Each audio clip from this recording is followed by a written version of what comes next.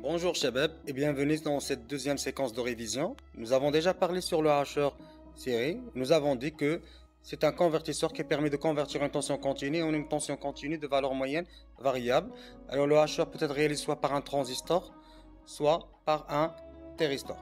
Alors lorsque le hacheur est fermé, la tension au bord de la charge UC est égale à la tension U. Lorsque le hacheur est ouvert, la tension UC est égale 0.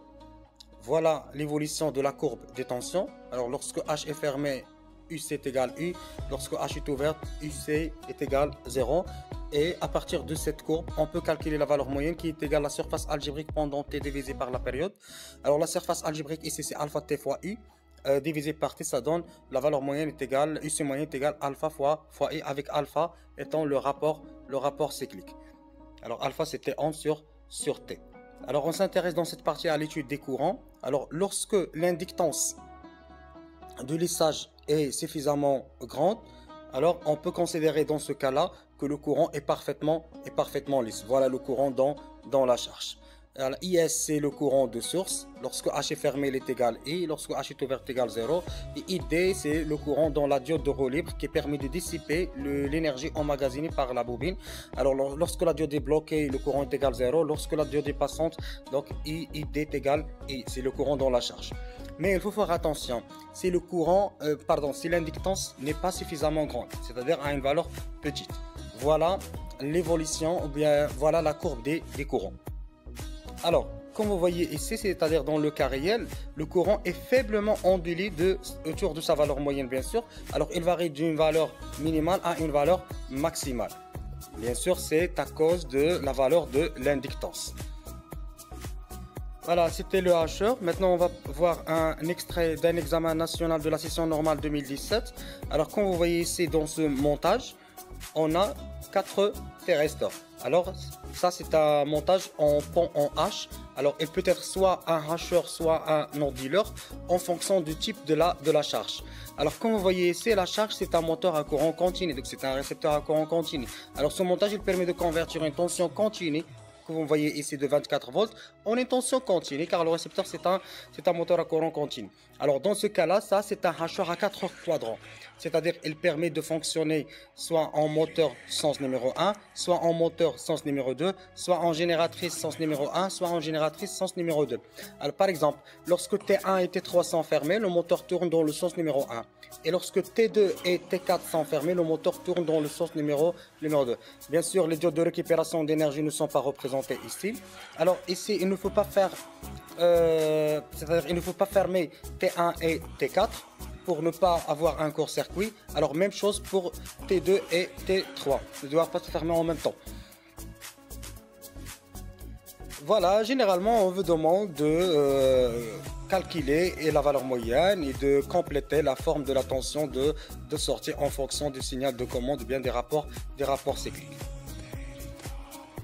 Concernant les capteurs, nous avons déjà parlé sur les capteurs logiques. On a des capteurs logiques avec contact, sans contact. Voilà les symboles. Et on a les capteurs numériques dans lesquels on a traité le codeur incrémental et le codeur absolu. Alors, concernant le codeur incrémental, je veux juste ajouter le choix ou bien le calcul ou bien la détermination de la résolution à partir d'un document constructeur. Alors comme vous voyez ici, c'est un extrait d'un document constructeur de la société Baumer. Alors comme vous voyez une référence GE 355 070 C2 16. Alors le dernier code, c'est-à-dire 16, cela permet de déterminer la résolution des capteurs, bien sûr à partir de ce tableau que vous voyez ici. Alors vous allez chercher 16, par exemple 16 correspond à 512 points par tour, et voilà la résolution c'est 512.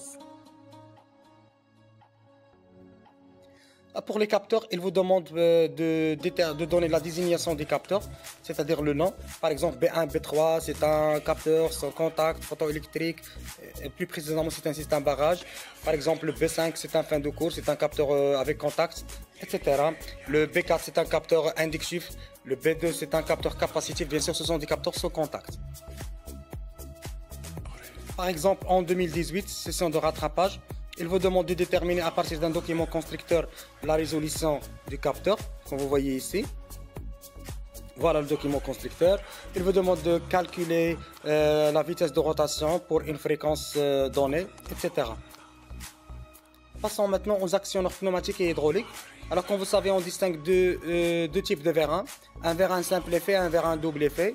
Le vérin simple effet, d'après son nom, il ne peut développer qu'un seul effort, soit un effort en poussant, c'est-à-dire lorsqu'on applique une pression sur le vérin, la tige va pousser une charge, ou bien un effort en tirant. Généralement, on vous demande ici de calculer l'effort théorique.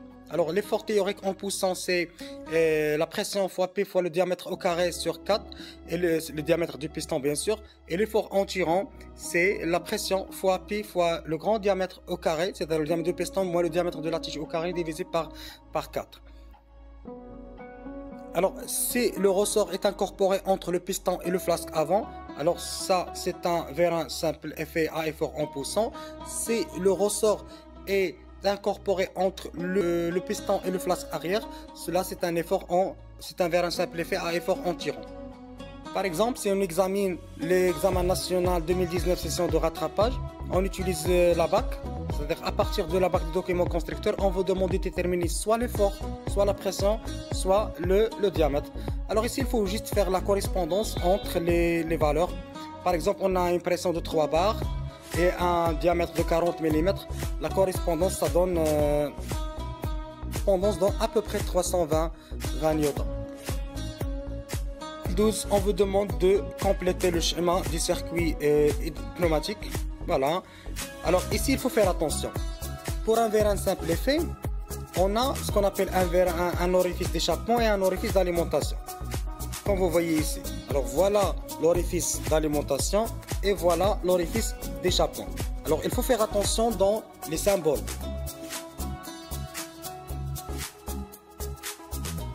Par exemple, dans ce schéma-là, c'est-à-dire l'extrait d'un examen national 2016, session normale, alors on a un triangle ici et un trait. Alors le triangle sort du vérin, alors il s'agit ici d'un orifice d'échappement non connectable.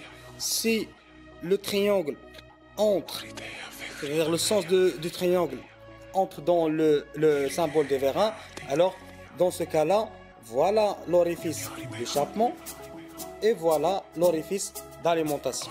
Il faut faire attention aux schématisations des circuits hydrauliques et pneumatiques.